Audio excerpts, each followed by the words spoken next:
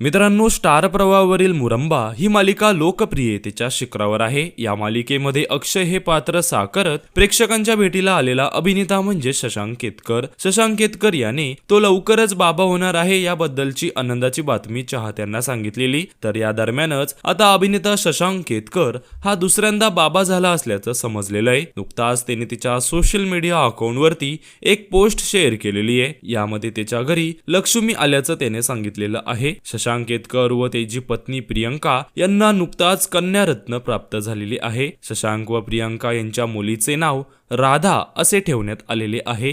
या दरम्यानची त्यांनी पोस्ट शेअर केली असून चाहत्यांना मोठी आनंदाची बातमी दिलेली आहे। या पोस्टच्या खाली शशांक केतकर व प्रियंका यांना त्यांचे चाहते तसेच मराठीतले अनेक कलाकार शुभेच्छा देत आहेत। तर आपल्या चॅनलच्या परिवारातर्फे शशांक केतकर व प्रियंका केतकर यांना कन्या रत्न प्राप्त झाल्याबद्दल खूप खूप शुभेच्छा।